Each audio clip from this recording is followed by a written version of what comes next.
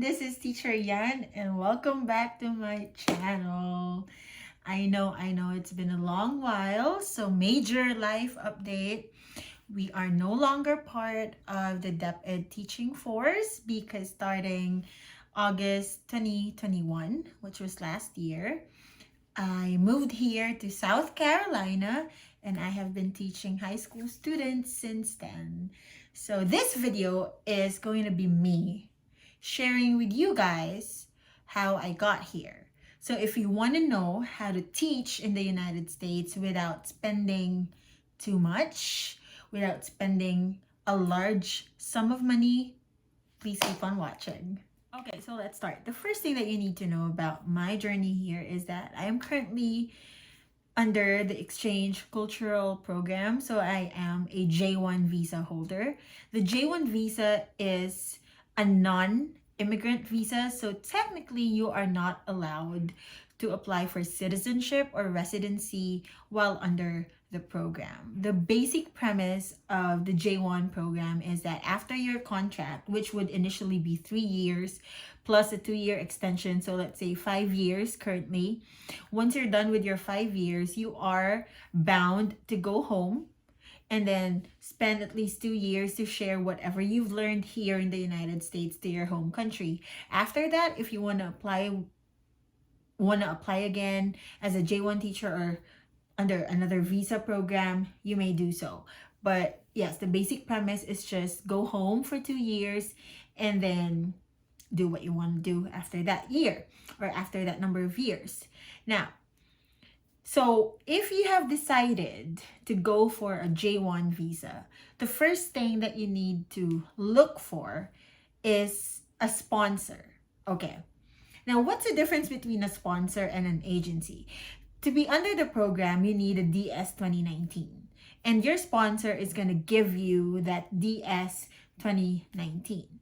Now, if you opt for an agency, expect to pay them a certain amount. I know based from what I've heard and from the stories that other teachers have told me, for Filipino teachers, this can range from, if you get an agency, this can range from 500,000 and higher. So, and they're still going to give you a J1 visa. So to me personally, why would you opt for an agency who's also bound to give you the same J1 visa if you can just look for a sponsor and not spend as much money as you would if you were under an agency? So in my case, I have no agency. I did not pay my sponsor anything, like nothing. I did not give them any amount of money up to this date. Now, so when it comes to sponsors, there are a lot of J1 sponsors in the United States. You can actually visit j1visa.state.gov. I'm going to put the link in the description box. And you're going to see a list of school districts and sponsors who can help you become a J1 visa holder so you can teach here in the United States. Now, for my case, I'm very much familiar with EPI because that was my first sponsor back in 2020 when I started my application for the program pre-pandemic.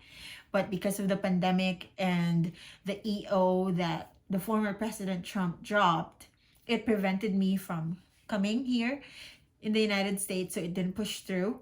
But I continued with EPI. But at the same time, while I was waiting for call-ups from EPI, I also finished my application with FACES, the Foreign Academic and Cultural Exchange.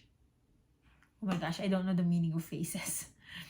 The Foreign Academic and Cultural Exchange Services Incorporated. There. So I am under them. They are my official sponsor for this year and for the next years that I will be spending as a J1 teacher.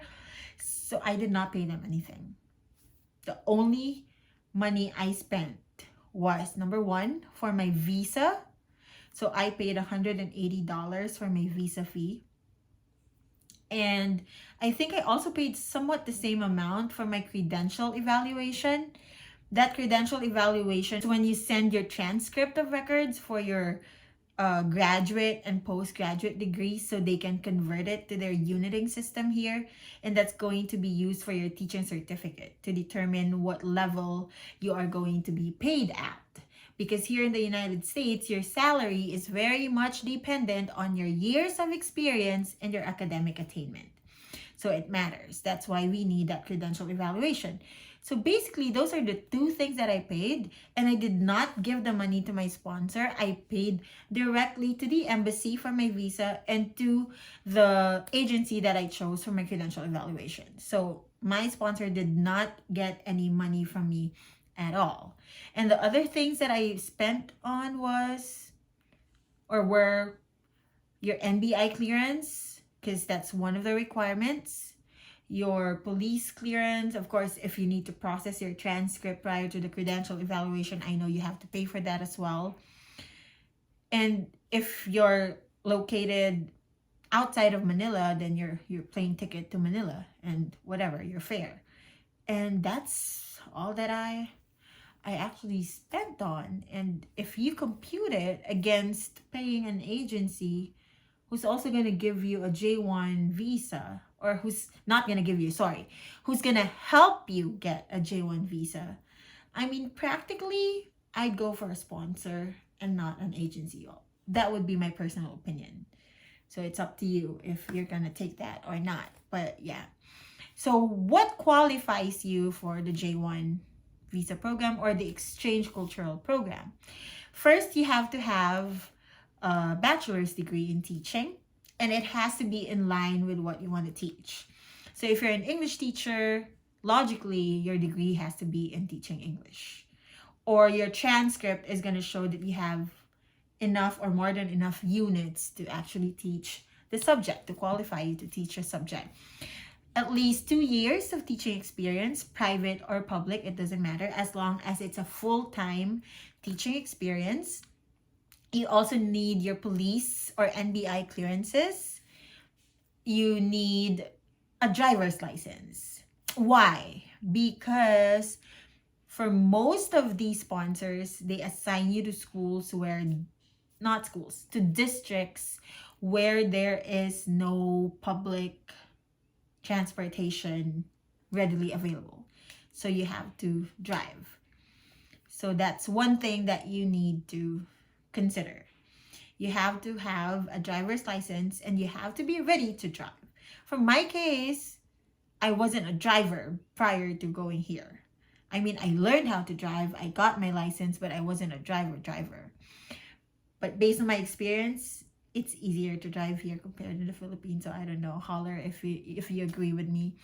But yeah, a driver's license, and yes, I'm looking at my cheat code right here. And a professional fluency in English, because you will be teaching here in the United States. So that's basically what you need to qualify for the program. Now, in order for you to push through, another important not requirement. Oh yeah, okay. I think we can call it like a requirement. You need to have a certain amount in your bank account. So for EPI, what they required from their applicants was only at least $2,000. So that would be around 100,000 pesos.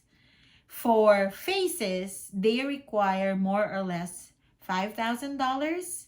So that's 250,000 in pesos. Why? Because EPI will loan you the other $2,000 once you get here. So what will happen is you bring with you $2,000 in your bank account already, and then when you get here, EPI will loan you $2,000, which will be deducted from your salary monthly for your first year. No interest or anything. So that's why they only require $2,000 in your bank account while you're in the application process. For FACES, they do not loan you anything. That's why you need to have at least $5,000 when you get here. But honestly, do you really need $5,000? Well, if you plan to get a car right away, maybe you would. But if there's someone that you can carpool with, for the first few months until you've saved up enough money. If you're very frugal with your money, I don't think you'd need that much, because I don't remember them really scrutinizing my bank account before we flew in. So I think that's just that's more for us, that gives us the peace of mind that when we get here, we have enough funds to move, to settle, and to buy the things that we need to adjust and to acclimate with our new environment. But it's not like if you don't have $5,000, you can't go. We can't hire you or we can't deploy you to our district. No, it's not like that. What are the not famous, like these are the sponsors that I usually hear among Filipino teachers. So we have EPI, we have FACES, we have TPG, we have Global, and I think we also have Green Heart. I think I've been hearing about Green Heart more in the past months. So those are some of the famous sponsors, J1 sponsors that I've heard of. And you can just explore, send in your applications if you're really sure that you want to teach here. You want to teach here in the United States. So just try it out. I mean, so far, so good. Once you've settled, like you're eligible, you're in the application process, expect a lot of interviews from your sponsor. And then once you're through with the preliminary interviews with your sponsor, they're going to start sending your resumes to school districts. And once a school district is interested in you, that's the time that your sponsor will reach out to you and give you the details of the interview, the date and time. And yeah, so expect a lot of interviews. It's actually a learning process, which I really enjoyed in my personal experience. Having to go through a lot of interviews makes your mind really work and makes you reflect on your craft. So it's a good experience. It's a good takeaway. So yes, so for FACES and EPI and other sponsors have different dynamics on how they go about interviews, preliminaries, and stuff. Like, because as far as I can remember, for EPI, it was really a lot of interviews. Like 3 interviews with EPI and then interviews with the district. For FACES, I think I only did 1 preliminary interview with FACES. And then they will have you record like a video resume. It's going to require you to answer 20 something questions, and that is what they will send out to school districts. So that video resume for the case for FACES, that video resume is going to be the basis of the school districts if they want to hire you or if they want to interview you for the position. So for now, that would be it for our next video.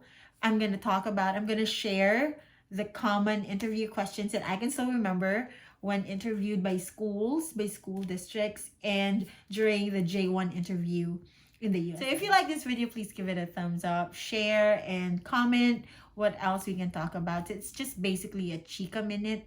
Not minute kasi medyo mahaba siya. But yeah, it's just going to be very conversational until I find my pace again. So I hope you enjoyed and learned something from this one. If there's a desire in your heart to try teaching the United States, pray about it. And if God opens that door, that opportunity for you, grab it. See you next time.